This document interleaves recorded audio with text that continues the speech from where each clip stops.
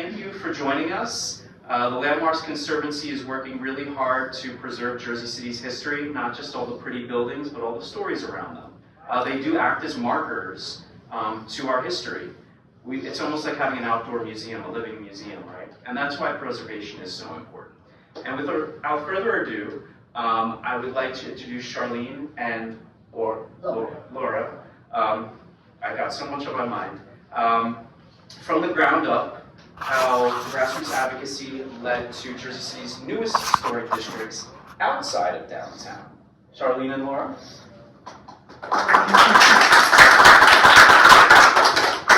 Thank you all for coming. Let's first just start. I'll start with Laura introducing ourselves and what brought us to historic preservation. So I'll give you a few minutes to explain who you are and why preservation is important, and then we'll move to me. I live on Sherman Place in Jersey City on the block between Sanford and Summit. And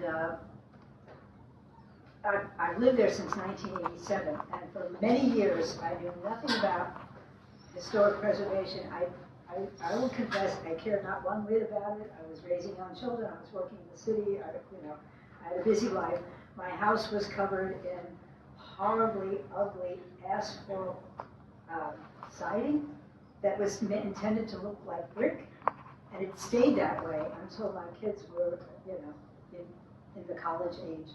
And then I noticed that some of my neighbors were starting to do a lot of work on their houses and, updating things and preserving things. And little by little, we started talking together about, what we could do. We were also seeing other houses that were being torn down, beautiful places.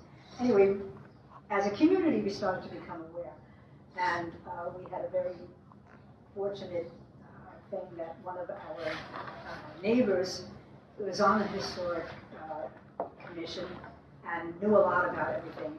Paul Donatuzzo was the guiding force, and so he kind of gathered us together and said, look guys, we have to form a neighborhood association and we have to do something about the changes in our neighborhood, which are devaluing, the property values and all the work that you're doing. And so that's how it started, and I gradually learned a little bit more and more, and we worked on our house, and now I have to tell you, when people who live on adjacent blocks walk past our house on their way home from work or walking their dogs, if I'm in New York, I always hear compliments. They say, oh my gosh, I never knew that this place existed in Jersey City. It's so beautiful. And you can see that it makes people happy. Even if they're not living in those exact houses, it makes people happy. So I'm convinced that the whole is greater than the sum of its parts, and the effort is worth it. Well, thank you for that. And for myself, I helped form the West Bergen East Lincoln Park neighborhood historic district. And that was something that occurred when I was watching downtown become this enormous building. And it was to the mega developers, they were all involved downtown. But what was happening is the smaller developers started going into the neighborhoods. Neighborhoods like mine, neighborhoods adjacent to mine. And my neighborhood, my historic district, is located near Lincoln Park. So it's that area that houses a lot of the mansions that were part of the upper echelon of Jersey City, that when it was developing, they didn't want to live downtown. They wanted to live up on the hill, because when Lincoln Park was developed in the early 1900s as this very grand park idea, the wealthier people were looking at properties surrounding it, and to take advantage of the western views and the breezes that didn't smell of the slaughterhouses or the railroad debris that was taking place downtown. Because there were slaughterhouses and meat processing going on downtown. So I was watching all of that go on, and I said to myself, because I was in the grant writing business, and the leader of my neighborhood group, I said, you know, we better start thinking about protecting our historic houses. That was my thought. Then we started getting some developers who were coming in and wanting to buy our lots are particularly large. They're 40 feet wide, 50 feet wide, some 75 feet wide. So developers were looking at them as potential subdivisions. So if I buy this old house, and at the time the houses were relatively cheap, $300,000, $400,000 for a mansion. People didn't want all of that house, you know, necessarily. So they were relatively inexpensive. And then the developer would think to buy that and then go to the city and say, divide it up into 3 or 4 lots and I can build now. Those Bayonne boxes were very commonplace.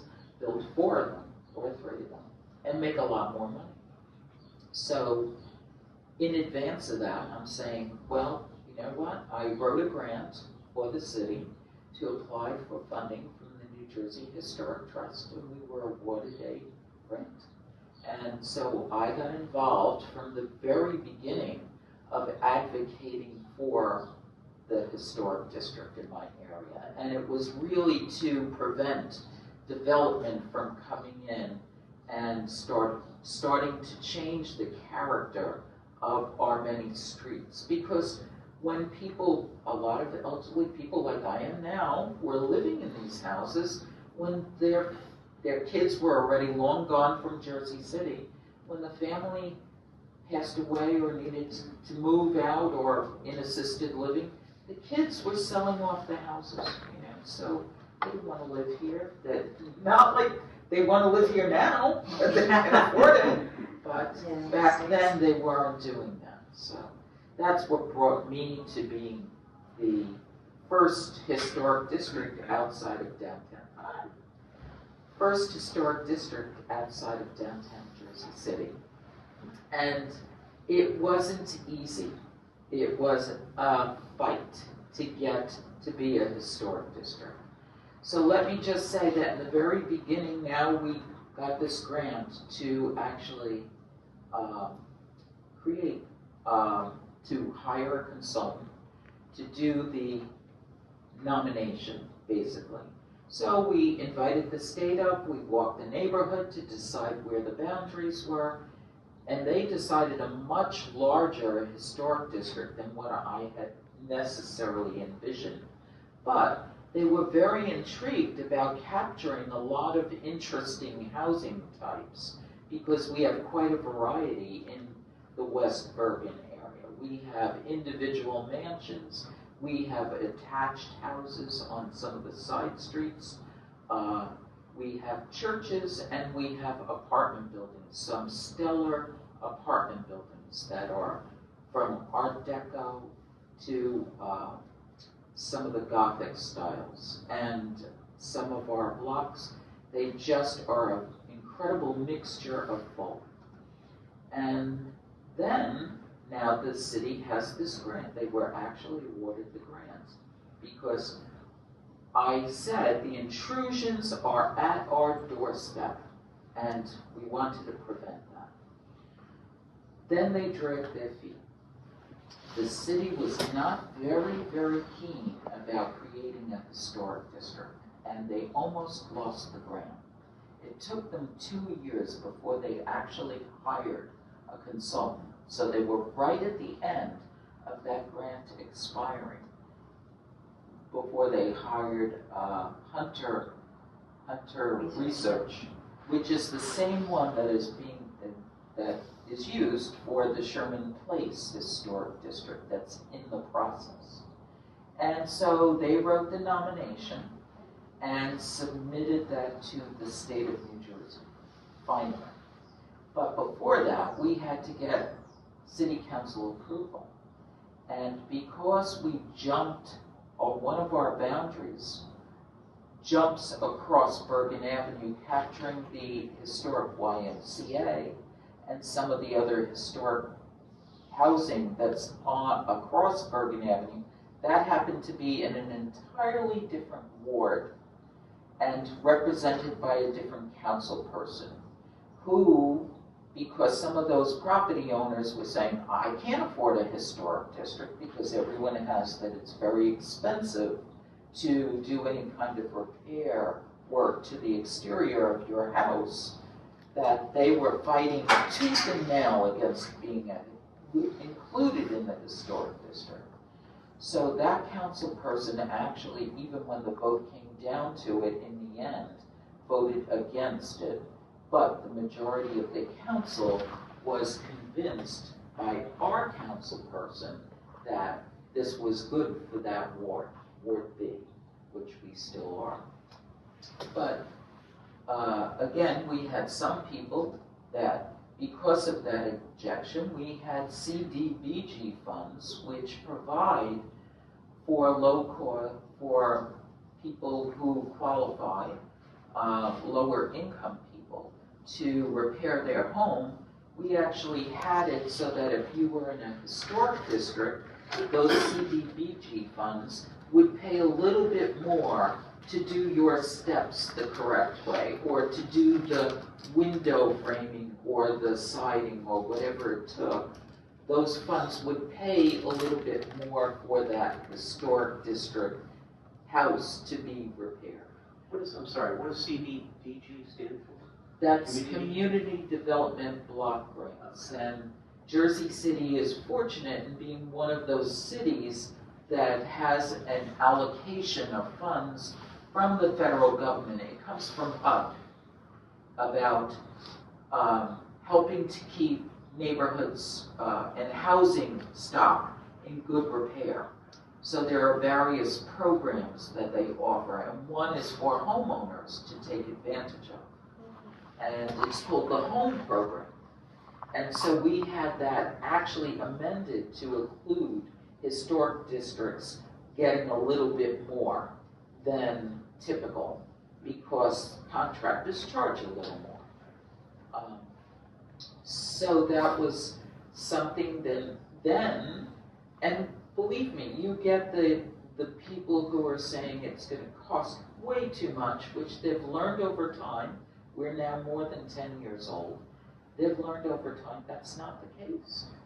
It doesn't cost you more money. And when people start fixing up their homes, as Laura mentioned, the amount of tourism that walks through the neighborhood is just incredible.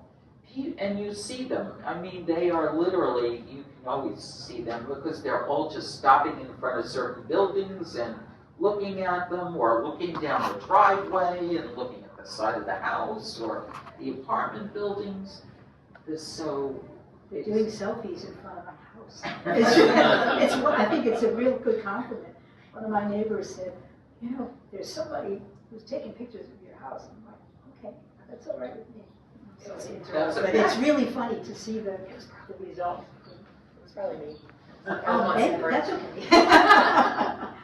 But we did have, one of the things that's very important is having community meetings, because there's a lot of people who just, as we all know, if you attend things like this, there's not a lot of participation from neighborhoods. Even if you flyer every single house, there's a lot of people who ignore what kind of information they're getting, or that there's a community meeting, or they're too busy, honestly.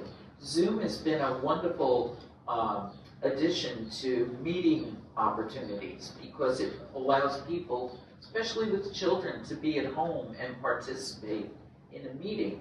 We didn't have that back when we were becoming a historic district, but it would have been an incredible addition to people's participation. So really reaching out to the community is important. The majority of people didn't even care one way or the other, honestly, because they weren't changing anything about their house.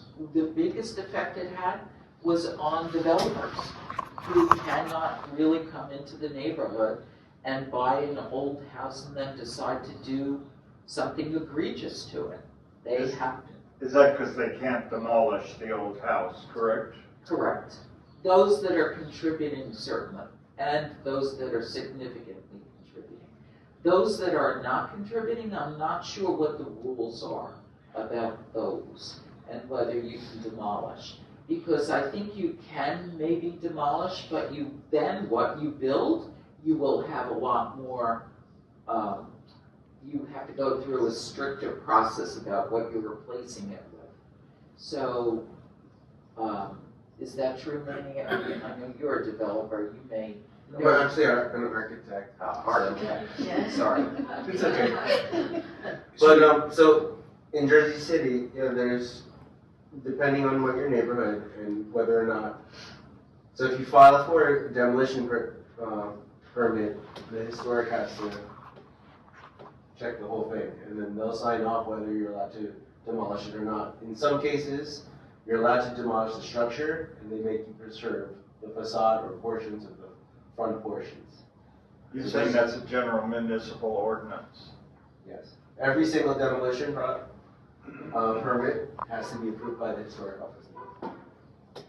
Right. Whether you're in the historic district or not. Yes, that was a recent change with the last master plan. And many properties that are not in historic districts are now on that list as a potential historic resource. So if your house made that list, you are now, if anybody who wants to make the change to that property has to go in front or has to submit to the Historic Preservation Office and request a demolition permit. So how do you get on that list to become a historic house? Well, that list was decided by the planning department at the time the master plan was done. If you think that you were left off that list, you could have a conversation with the planning department. And they can always, they amend those things all the time, the master plan. So it's required for the city to amend a master plan every 10 years. We don't quite follow those rules. But with this last one, there was a lot more participation because of what's happened in Jersey City with a lot of character of communities being disrupted by an intrusive house that doesn't match the rest of the character of the block.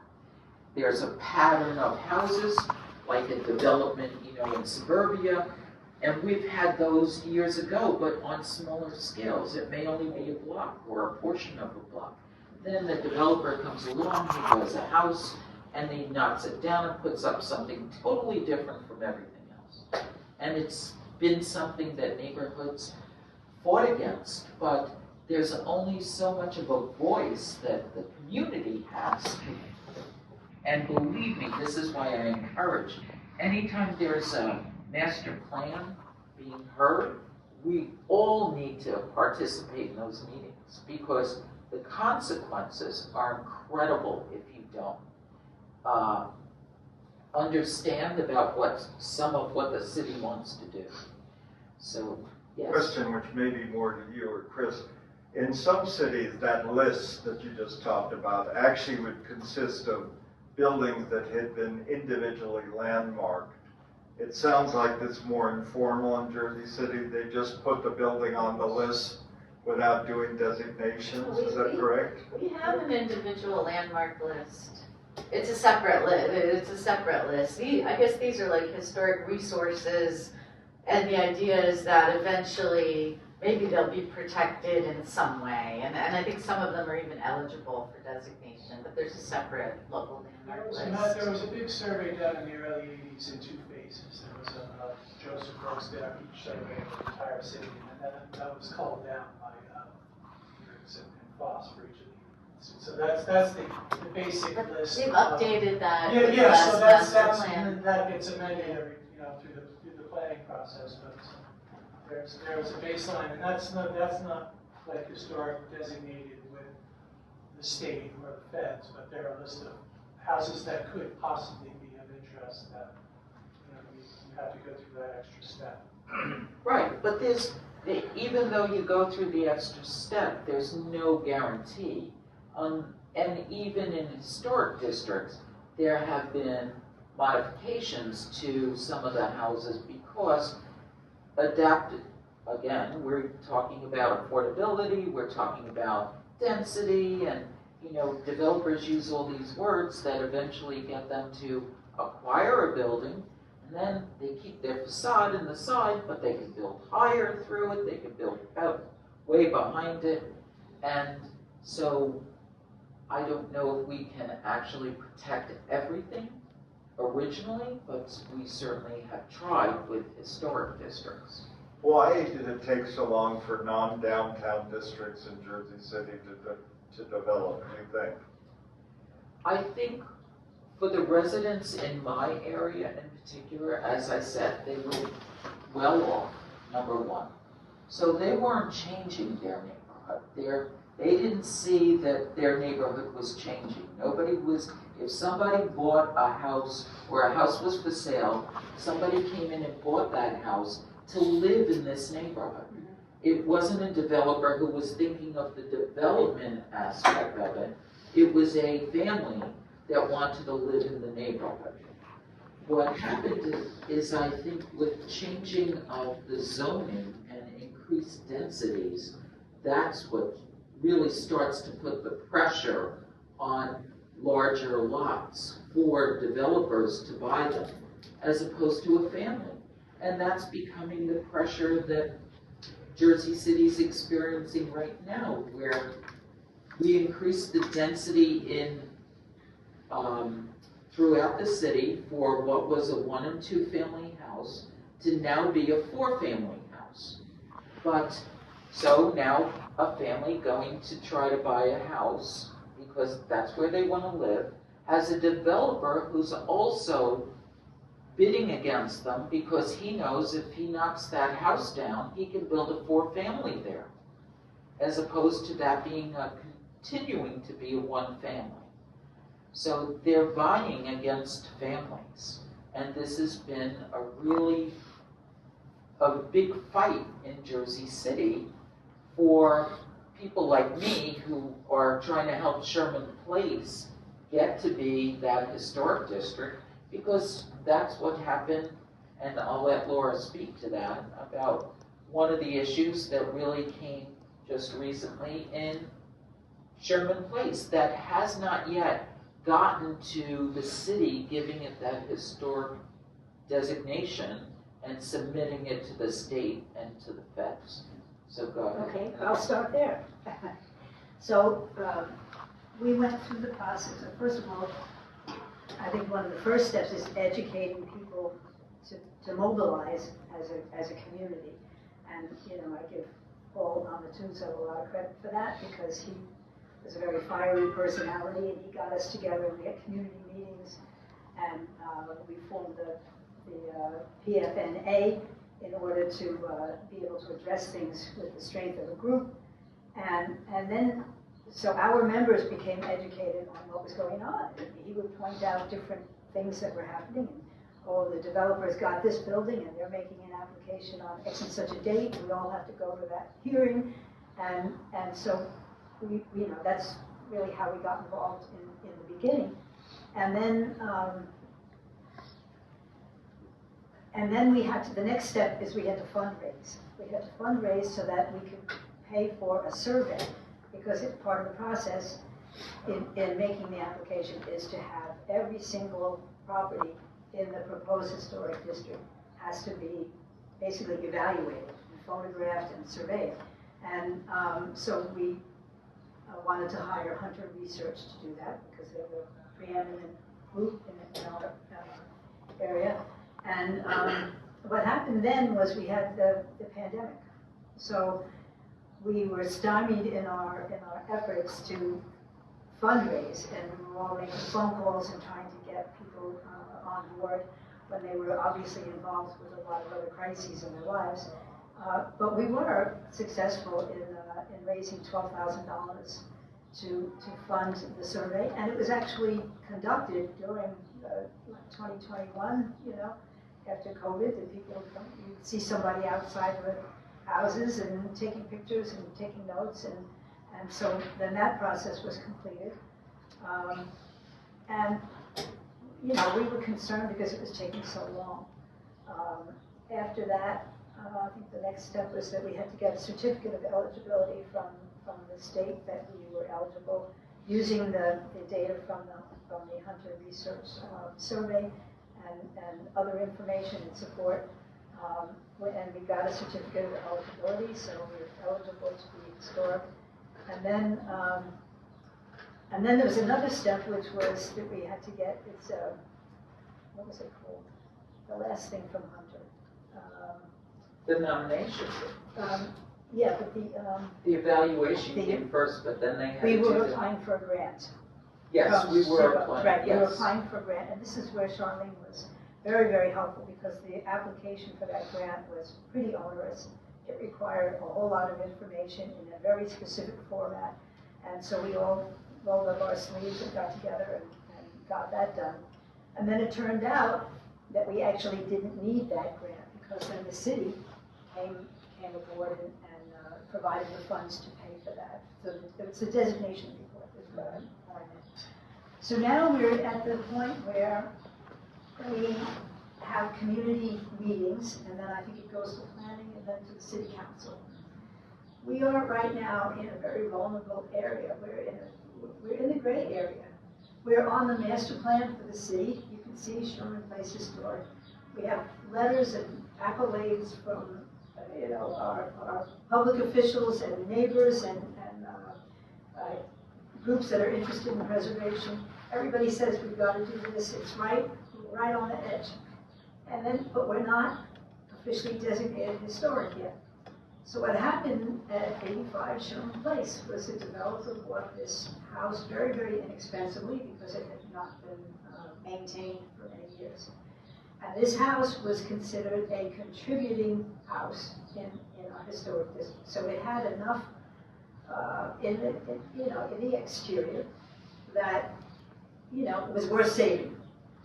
And it had also a very large lot going back. I don't know, the lots are huge on Sherman Place, at least on that end of the block. We got shorted on that. It's like a pie, wedge shaped, and I'm on the tip. But these houses have these huge, huge backyards, so that was, of course, perfect for a developer. And so what they wanted to do was build up, push out, and build an entirely separate building in the back, an ADU, an accessory dwelling unit, which I think Cynthia could talk a lot about this, because she was, helping us to oppose that. And in order to be able to create an area that people could walk through to access the ADU in the back, the developer would have to cut off part of the facade of the main house. And, we had the hearing, and our group, our community lost. And basically we lost because we're not yet a historic district. If we had been officially done and completed, they would not have been permitted to do that in order to create this. Basically, it's two large houses. It's in the process of construction now. So we're really, I think a lot of people in the community felt like, okay, we're historic, everything is okay. But I think we're at a particularly vulnerable point right now. Charlene, do you want to address the difference though between a historic district that's the zoning and a historic district that's considered an overlay? Because it's actually not that clear cut, like Right. What you're allowed to do kind of depends on the way they implement the historic district. Right. In Jersey City, my historic district is called a historic district overlay. And back in the year 2000, when, before a notion of a historic district in this area, and when they were redoing the master plan, they took areas that were larger lots like mine that have intermixed with apartment building, and they upzoned the entire area. So all of the private homes were upzoned to mid-rise. So mid-rise multi-families could be built in them, thinking that some of them were in pretty bad shape. As Laura referred to, some of these bigger houses, they became too much to care for. People weren't maintaining them well. So as a historic overlay, it means that they don't change the zoning underneath the historic district. So if you're an R3, meaning mid-family multi-unit, or mid-rise multi-unit, and you now want to sell that property, they could actually do a multi-unit using the property but maintaining the facade. If that had been an R1, one family or two family house, that's what they have to keep that house as. Then the zoning matches the property. In my area, a lot of the zoning didn't match the property, which actually meant that we had to, before we became a historic district, some of our larger lots, we actually got the zoning changed to what they called an R1A, which was an anomaly for the city because most city lots are 25 by 100, which allowed for subdivisions, as I explained before. So the R1A said, now in our area, the normal lot or the maintained lot that you can't subdivide is 40 by 100. So it was a way to try to keep some of these larger lots from being subdivided. Now, that means these people lost that development right, because if they were a 40 by 100, they could have been subdivided. It could have been more money for that person's, when they sell their property. So they actually took a loss, but everybody wants to keep this neighborhood looking the way it is. And so I always say, the people of my historic district put money on the table to become a historic district. They forfeited development rights to become a historic district. So they put money in the game, as far as I'm concerned. So that's, and whereas in your area, some of your houses are, I believe, you're still R1. So Yes. you're 1 and 2 family houses, which is why that development would have been restricted because of the fact that it was an R1 house. The zoning would match the house, and that's the way it would stay. So I have a bit of a issue with the city still in my historic district, where I want the zoning to be changed to match the property or the building that exists on the But property. in the downtown where it's like, there is no underlying zoning, it's just a historic district, then the way they evaluate development applications is contextual, and they look at the development pattern on the block, and you don't have any entitlement to a certain bulk. So to me, it's better not to even, if that's the only way you can do it, then maybe an overlay is good. And if you have to do an overlay, maybe it's good to have the lowest, kind of the least intense zoning. But to me, it's preferable just to have the zoning be the historic district, not an overlay. That way, you have to do a contextual bulk. You're not allowed to, because right now the R1 lets you cover the whole lot. It lets you do the ADUs. It doesn't really protect the district as much as just having a genuine historic district without the overlay would protect the district. Well, thank you for that. Thank you. I'm not What's- sure I What's understand. your next No, step? oh, maybe I didn't explain it well, but. In creating the Yes. historic, the next step is on Tuesday night at the Pershing Field Community Center is going to be the community meeting, which is a required step before it goes back to the city to be confirmed.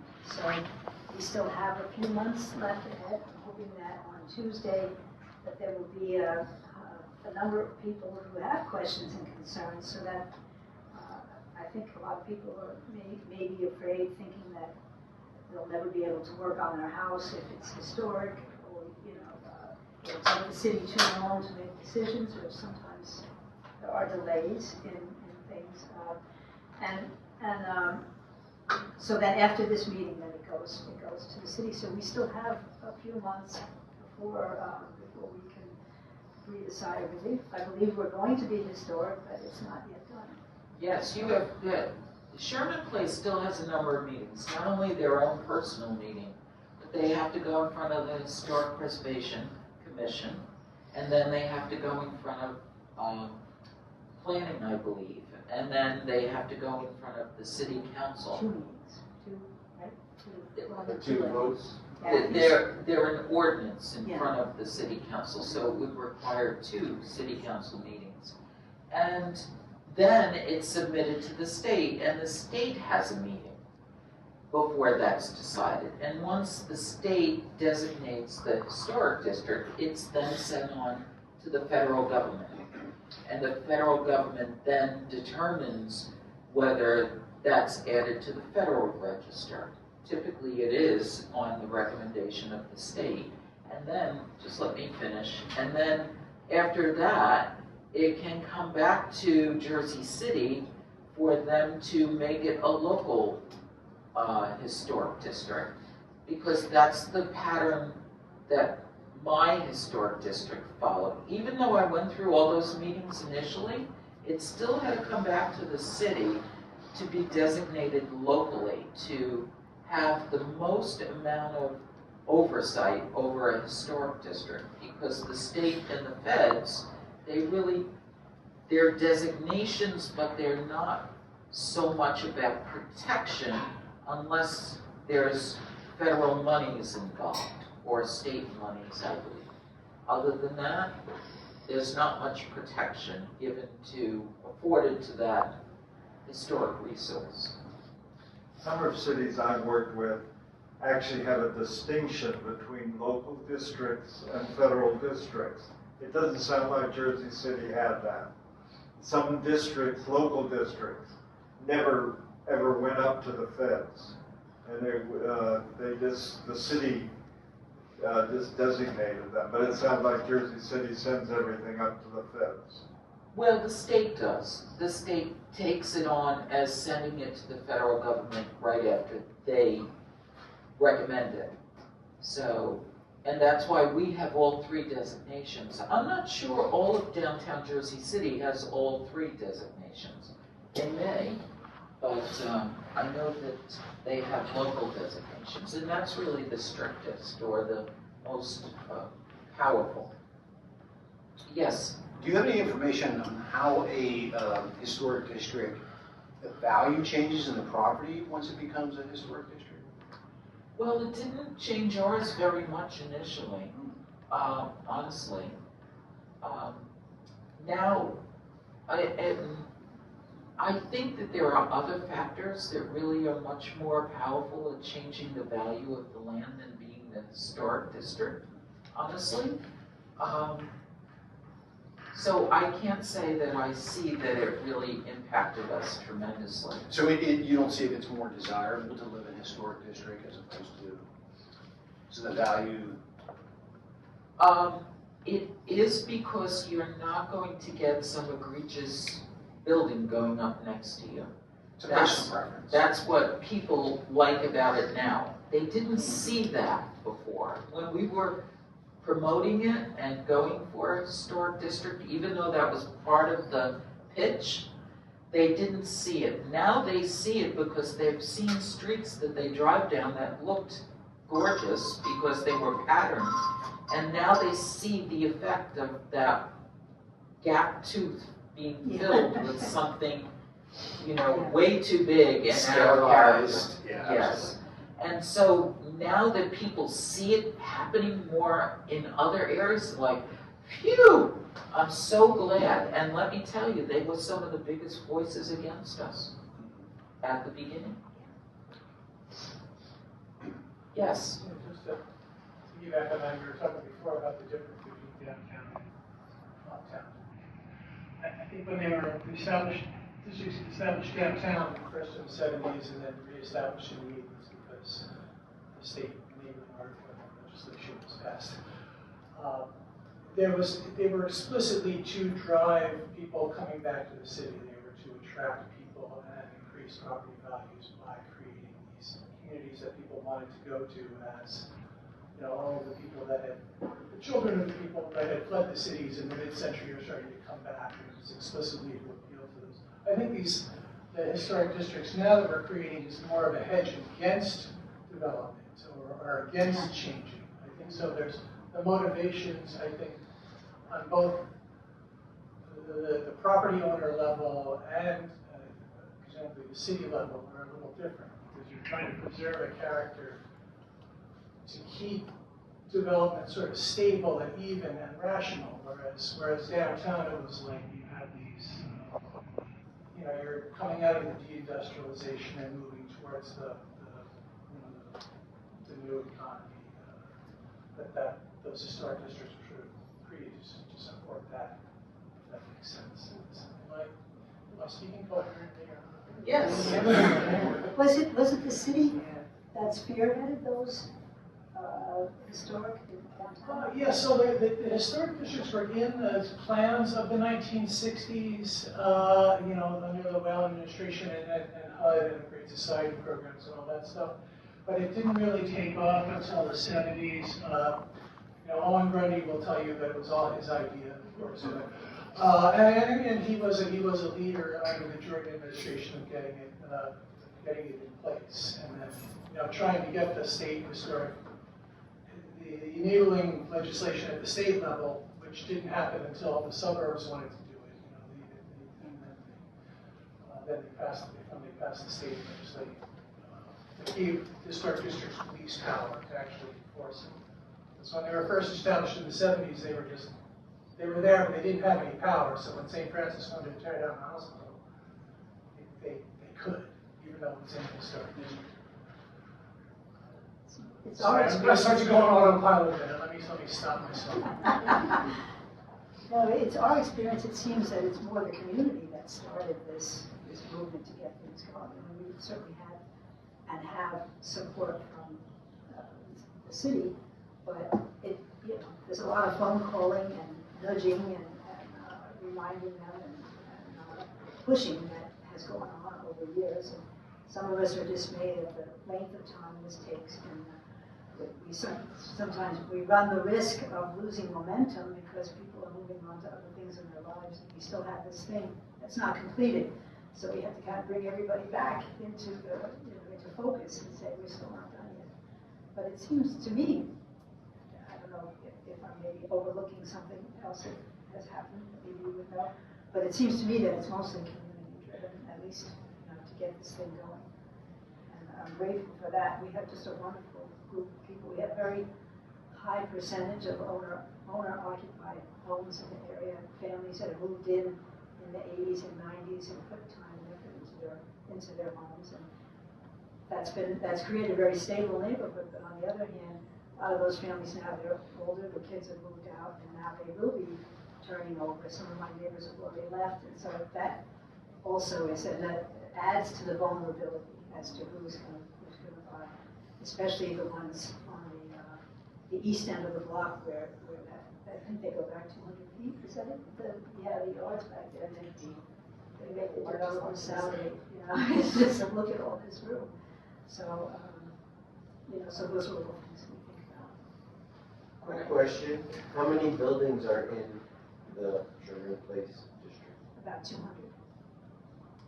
200. And there's no state or federal money for this right now that you needed to use. It was all city money. Well, we applied to the state for the designation report to pay the cost of that, and I think we probably would have been granted that, but then the city we came. withdrew the application when the city came.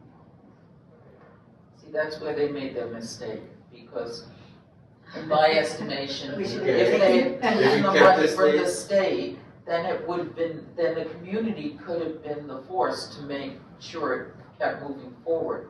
When the city took control of it, I feel like the city and then one of the historic it. preservation officers Yeah, went out on maternity leave and everything just stopped.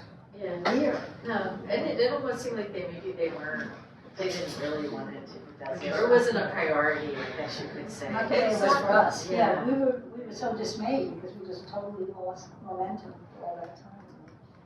As I said, it just creates this gray area where things can be undone, drop of a hat, which is very. Yes. I apologize, I got really too much touch on the conversation. But the gentleman kind of segued into it in reference to the hospital. And I just had a quick question, maybe somebody in the audience might be able to address it. But the historic districts that have been discussed, and I know there's mostly a lot of residential concerns, but are any of them tied to commercial districts? And I mean, in contrast, like special improvement districts, or even nearby commercial districts that could be considered historic districts because of the architecture. Well, I do know that Monticello Avenue, so I was involved in that, when they were creating the special improvement district, they first applied for a Main Street designation. And that is one of the categories that on the national level, the historic preservation is incorporated into the commercial district. So they were the first urban Main Street in the state of New Jersey. And Central Avenue is eligible, it's considered eligible to become a historic district. Oh, interesting. Yeah, but Central From the- Avenue, between where, I'm sorry, no, like what area? I'm not even, I'm What not the sure. boundaries might be. I'm not even, I And- couldn't tell you. And with changes that are taking place on Central Avenue, those maybe initially estimated boundaries may very well change because of what's taken place without considering the scale or character of the avenue. Thank you, you know exactly what I'm talking about. Yeah, believe me, I do. They're still kind of strict, Manatee's been kind of strict with that projects, I don't know. Okay. Even though I don't even know how much real authority she has, but she's been kind of bullying people. Okay. Downtown, there was gonna be a warehouse historic Yeah. district, but the city sort of dropped the ball. Well, you know, there not sort of was. non-compliant. one, and then they repealed And they it. repealed it, Yeah. they repealed it, and now so it's And then just a they series of- lied it's to like 5 or us. 6 They buildings. said that the redevelopment area protected it the same way the historic district would, and that was untrue. Yeah. So it said you just got like the 5 or 6 big warehouses protected. Thank you. Only in Jersey City do you de-designate historic neighborhood. It's true. The Bergen Hill was another. Yeah, they. Bergen Hill changed their was- minds, yeah. Bergen Hill was a historic district for a hot minute, and then it was de-designated, and as a result, there are people that still would like it to be a historic district in that area because the housing stock is quite lovely. And really, you have some residents or property owners there who really do take care of it and protect it. But if that property owner leaves or dies or goes away and gets bought out, that's all vulnerable. Well, one good positive note of one of my past projects was 78 Summit, where planning did step up against my client and said, no addition. And they Really? yeah. And we preserved the existing building, converted it to 17 apartments, no addition. And we worked with historic. Really, did they need a variance to do the addition? We didn't do an addition, it's just the existing structure that was the former, the Freeman Lodge. Oh, the Mason Lodge. Yeah. It was 87 and 7? I think, yeah. Summit Ave, where Astor Place hits it. So it's an old brick building. So in some cases, planning is strong enough. And they told them absolutely no addition. It's an oversized lot. We had 17 parking spaces in the backyard, saved them, 17 apartments. So that was. Was it kosher for them to say? I mean, nobody challenged that decision in No, Border. nobody challenged, no. Yeah. The developer said, we agree, Wow. we're gonna go through it. That same developer, unfortunately, is the same owner of the 85 German place. Oh. So, he has other successes pass, but you know, anyway, that's a different story. But yeah, they did the whole renovation, completed it, and within a few years, after it was occupied, they sold it. But yeah, it was pretty easy. So it depends, case by case, sometimes.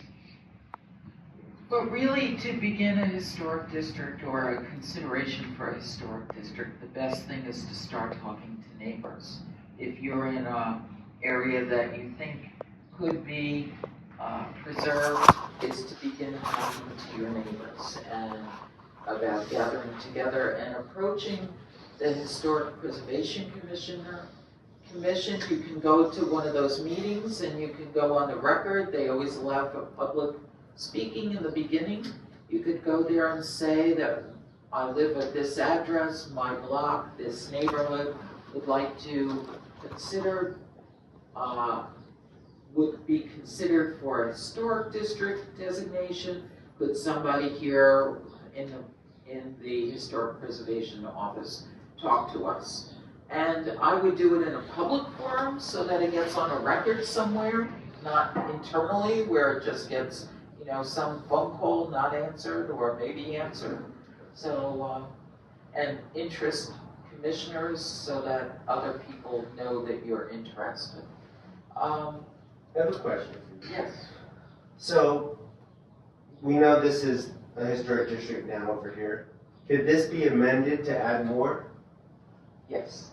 Like Madison Avenue and all those streets, I don't know why they weren't included in the first round.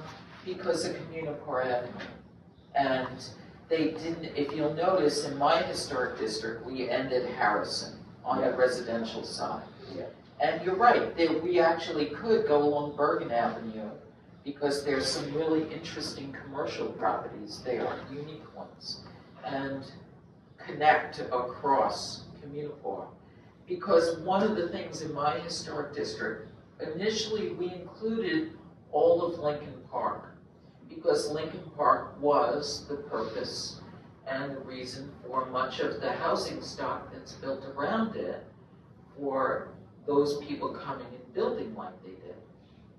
But on the federal level, when it was promoted, including Lincoln Park, the feds said to the Hunter research, they said, you really pumped up the landscape architects, and, it wasn't included, but a portion of the park was included in my historic district. So the feds said to the Hunter research and to the state, you included a portion of the park and you really used the landscape architects, which were the landscape architects that formed the organization that all landscape architects belong to today.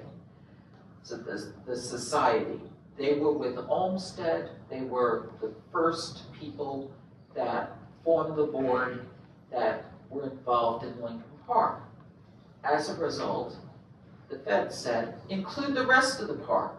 But see, neither the county, who was the wife of the planner for Jersey City, she didn't want it, the rest of the park, because there are certain kind of restrictions or, there's hoops you have to jump through. So as a result, they actually dumbed down the reason why we include that little section of the park. But it really, I would like it to be the rest of the park. I would like to add Madison Avenue, because that's so much easier than doing a whole new district. Okay. Charlie, Interesting. Charlie, do you think that's why Casino in the Park was demolished, because it was not in the historic district? Yes, absolutely.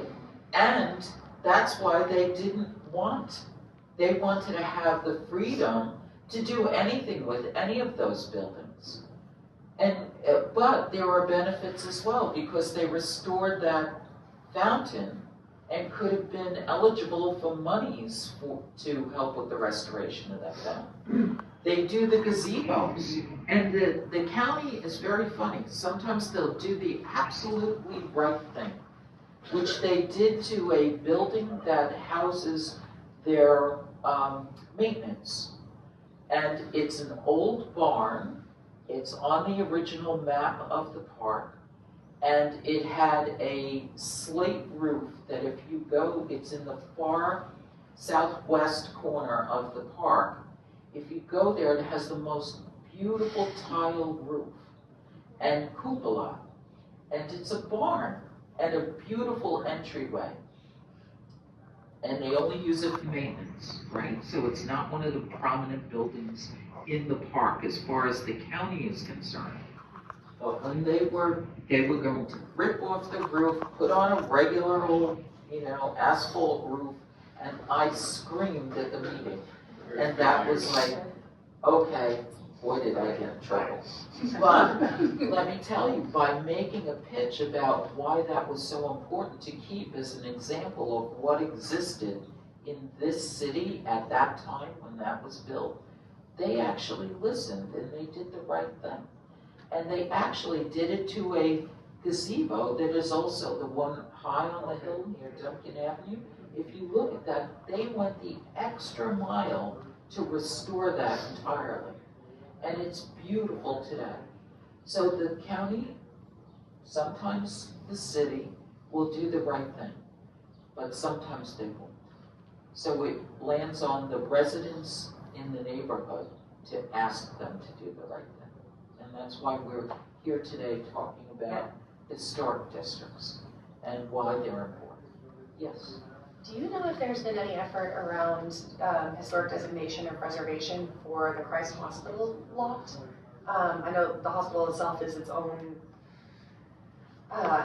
melee right now that residents are fighting around, but the fact that it was pre-Civil War, that it has seen so many different chapters of American history and has existed as a care center for as long as it has there been any sort of work around designating a hospital lot or the nursing residences from across the street of it? Can you designate a lot? I mean, perhaps as an individual site of historic significance rather than a full district. Well, again, if they were gonna ever file for demo permit, they'd have to go through that process. So like, the older historic nurses buildings that you're talking about, things like that, they probably would qualify. The main structure itself, I think for privately owned, I mean, if locally you can designate something as a historic landmark over the owner's objection for privately owned property, but for state and national districting, or I don't know about districting, but for designation, you can't designate it over the owner objection. You have to have. If it's privately owned. Well, the city is in the process of trying to eminent domain the property right now, since it was legally closed and, they're suing the Department of Health right now, which is super fun. If anybody wants to talk about the closure of the hospital, by the way, I'm a member of Save Our Hospital Coalition and happy to chat, but that's why I wanted to ask too, is because the historic angle there is a very fascinating one and a story that just does not feel like it's been touched on yet. Yes, just a moment. John? Yeah, so regarding Christ Hospital, we could start looking at that main building as a work of modernism, right? 1968 it was built, and Jersey City and Hudson County is losing many modernist buildings. So, and it's over 50 years old, right? So you could seek individual landmarking based on modernist architecture for the time, brutalist, imposing. I don't know if it's Art Deco. No, I mean, Oh, right. Yeah, but we have a lot of buildings under threat from the modernist era. Such as the administration building in Journal Square. A lot of people hate it, but guess what? It represents its architecture time period, right? That's awesome, thank you. Yeah, so that's one way of approaching it. You could seek landmark designation for Christ Hospital. Yeah. Oh, you need permission. Well, we're not gonna get that. You don't need permission from the government, but from the owner, yes. Yeah. Now, that would probably until the city claims eminent domain over it. That's not gonna happen. Imagine throwing. Right, Trying to once that redevelop happens, it. that's when you make your move, the landmark provides. But the city could also buy it and then just sell it privately. Well, the thing is, right Yeah. now, they're claiming that the hospital is incapable of functioning as a medical center financially, and so they're trying to redevelop it into luxury assisted living facilities. So they're trying to get around zoning designations right now to repurpose the hospital entirely. But for would that luxury. would that have to be sold to another new No, it was, company? So it Because was I a hear new the company, existing, it was a new company who submitted the proposal for that to the city, and in response, the city rezones the land to be exclusively for medical use, no residential services on the land at all. so I'm they're the wondering- second company after the private equity firm drove the hospital to the ground. This is, so it was a private equity firm, and then it was a nonprofit, and then it was for-profit again. Okay. But the same person owns the lease and the land through 4 different LLCs. So it's a whole, yeah. As,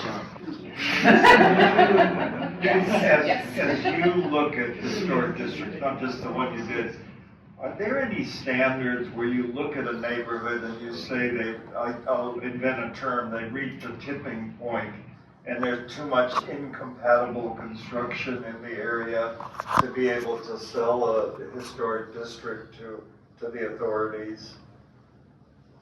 Isn't that part of the process, of the survey process, where they determine the percentage of buildings that are contributing or not contributing?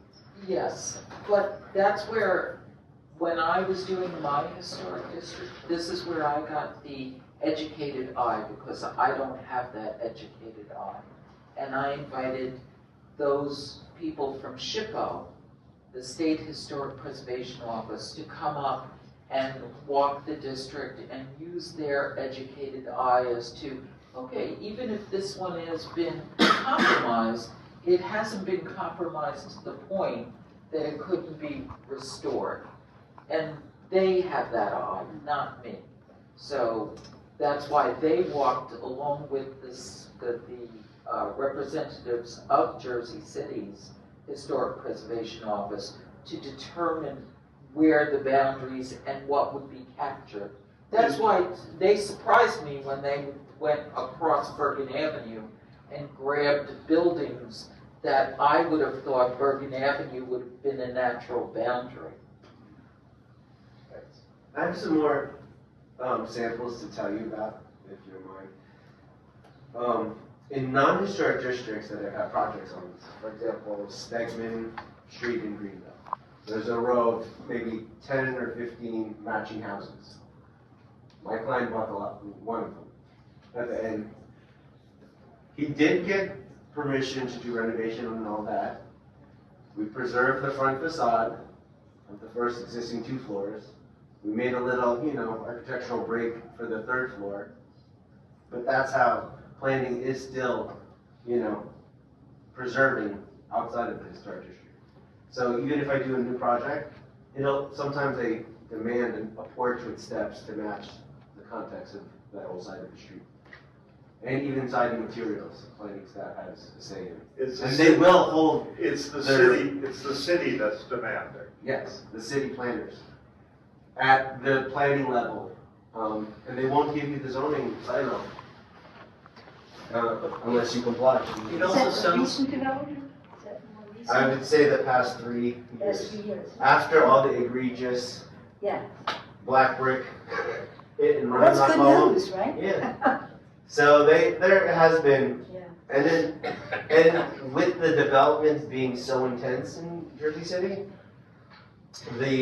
there's a lot more younger people in planning staff, and learning the new way rather than being there for 20 years and just doing everything the same. So there is some. oh, Yes. that's I was gonna say, it sounds like your developer though wanted to preserve that property, is that correct? Or were they? No, if he wanted, he could have done 2 ways. He could have, and developers always do it for, the money, I'll just say. If he had his way, he could have did it in the old way, he could have demolished it all and just put everything new. Okay. And it might not have necessarily matched. Right. But I think he was getting more benefit by keeping the structure and calling it a reno addition. So he had to comply anyway, Interesting. in that case. Yeah. But sometimes they do listen, Yeah. so it's, you know. But, yeah, so at least we keep, you know, the whole 20, 15 houses looking the same. Yes, there's an oddball with an addition. There's also one I did that came out nice on Princeton Avenue next to the light rail entry, and it's the only one that has a third floor on it. But it was the same thing, they're all attached, matching, Yeah. but it was like Mr. Clean hit that last one, and added a floor. Right. So, Well, that's what it is. It's the pressure of creating more housing and the compliance of the city to create more housing. As I said, in 2024, there was a big change to the R1 throughout the city of where a 1 or 2 family property became automatically a 4-family property. I'll correct that. In the R1 district, they do allow it, but it's a payment situation. So if you want a 3rd or 4th unit legal market rate, you could pay $50,000 for the legal 3rd unit, $72,000 for the legal 4th unit. So if you pay extra $72,000 for that property, whatever you could fit within that envelope, which is not always big sometimes, it could be 20 by 60 on a 25 by 100 lot, that'll be a legal 4-family. And in addition, you could also put an ADU in the backyard. So that's a 5-unit property. No one I've known has done that yet on a 25 by 100, but they have done 3 families and 3 families with ADU. Does that go into an affordable housing fund? That payment? Yes, Is that yes, what that it is? is. Yeah. It's some sort of trust they've named. I haven't seen. It's very I haven't- mysterious, I- right? I don't know who's followed the numbers and Yeah. seen where it actually has gone yet. But I know the city's in a deficit, so who You knows? can also do the 3-family if you're a homeowner occupant. You just have to sign some kind of agreement with the city and you don't have to pay into the Affordable Housing Trust Fund. So if you actually live on the property, you can convert to a 3-family, but you have to actually live there. They only charge if it's a non-owner occupant to do that. And Which I think is a good thing because the idea of expanding the housing stock was to make the housing more affordable.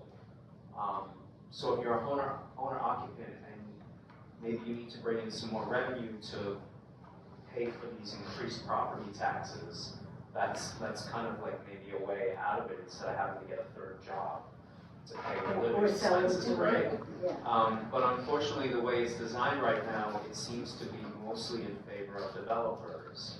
And that's kind of one of the issues, and I'm not going to get on too much of a soapbox, but when it comes to affordable housing, just increasing the density isn't the solution.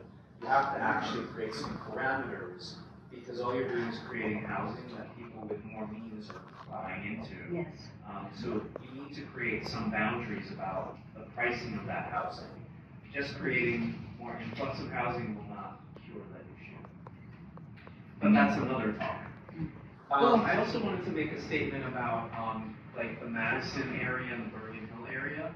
I think it could be an interesting band-aid to expand the West Bergen, East Lincoln Park Historic District, but it doesn't really make sense because those neighborhoods are very different. And they were developed at a different time period. Actually, that part of Jersey City didn't succeed as it was intended. That was actually called Sherwood Claremont, and that was conceived in the 1850s as an affluent suburb. But because of a lot of financial things that happened during, I think, in the 60s and 70s, it didn't take off the way it was intended. But in the late 1800s, the Doctors Row and the Lincoln Park area was another conceptualization of a suburb, and that one did succeed. So they're very different stories. The Sherwood Claremont area became much more urbanized, whereas the West Bergen area stayed more suburban. So I think they actually need to be separate districts because the story is very it's just a shame that although it has been on the master plan list for so long, the Bergen Hills still sits today without a historic district on it and without protections. And as a result, intrusions begin to eat away at what the neighborhood looks like. And once they start, it starts to become harder to sell to even the neighbors when they're saying, but why? I'm gonna do to my house what he just did, you know? And, yes, So I John? have a question for the panel regarding Sherman Place. So what do you predict will be, you know, the timeline for it to actually happen, move forward in a meaningful way, the application? When do you think it will happen? Well, they have their meeting Tuesday. Tuesday, right. Okay. That's the second meeting, we're required to have two, so that's the second one. And then after that, it goes back into the city, and Right. I don't know how long it's gonna be. We're so dismayed by how long this has taken so So far. you're basically telling us we all need to be there on the 19th to support you. Please. Yes. So, Please. hear that? So I'm really concerned that in the last few years, the Sherman Place neighborhood has lost several buildings Yes. of significance, such as a German Methodist church from the 19th century and a German Lutheran church, demolished along with their rectories. The one on Summit? Yeah, right. And you know how special that one was on the inside. Yeah, I measured that one. So, you know, we're losing, you know, as we wait, whatever the holdups are, you know. I just want to say that. Yeah. Well, that's something that, John, you need to come to the city council and mention to this council, which I think has more open ears and is listening better than the last one. So I think my talk in front of the last council meeting was about Historic Preservation Month and how we all need to work on this together, preserving landmarks and significant buildings in Jersey City that otherwise will be torn up by development if we let them. So more voices speaking this to the city council, I think they are in the process of listening. So believe me, I have an issue right now in my historic district. I'll just finish. I know we're at 12:30. The Jersey City Women's Club is up for sale in my historic district. It is a landmark property as well as within the historic district. When the Women's Club went defunct around 2012, they were required to gift the building, give it away to another organization. Their first opportunity was to give it to St. Peter's University. But St. Peter's University did not want it because they already had 2 buildings within the historic district and did not want a third because of the restrictions. So it was then offered to St. Dominic's Academy, the all-girls school that exists only 1 block away. They accepted that as a gift. And they did use it for functions for their alumni or other activities prior to the pandemic. Since the pandemic, they haven't used it hardly at all. It is a beautiful clubhouse. It has meeting rooms on the first floor with all pocket doors that you can close off any of the given rooms. A beautiful staircase with a stellar stained glass window that commemorates the Women's Club that started in the 1890s, although this was built in 1910. It has upstairs an auditorium with a stage and a small kitchen area to service it. Just perfect for a community space. And that is what I am asking the city, even in the financial disaster that it's in, that it acquire this building from St. Dominic's for a West Side community space for seniors, after-school programs, and all the nonprofits that exist, or a meeting like this that could be held in a place like that. It's would cost the city $2.25 million. That's the price tag. That is actually going to fund the endowment for scholarships for students for St. Dominic's Academy. So it's a very good purpose. Of course, they got it for nothing, charging a lot to move on. There's 2 other people bidding on the building, so my concern is to move this into Jersey City's hands. Now, St. Dominic's has been very willing to listen to the city possibly buying it, and we're trying to figure out the structure of how that would happen. But anybody who is interested, I want you to take my card, get in touch with me, and when I have the building open next, I will invite you to take a walk through the structure. It is worth your time because it speaks to a time of where women in Jersey City, and these were prominent women married to the prominent men that were, having eating and drinking fests at the St. Dominic's Academy, which was the original men's club, okay? But these women cared about education, child care, work conditions. They did your social services before government did.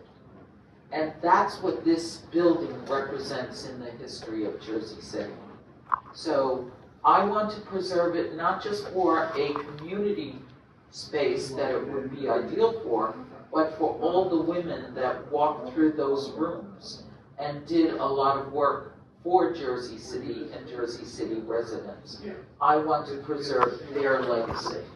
So that's one of the things that I'm working on right now.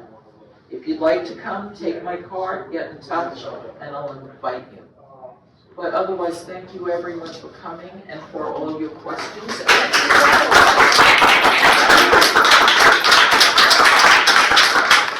The museum is open. We have exhibits on the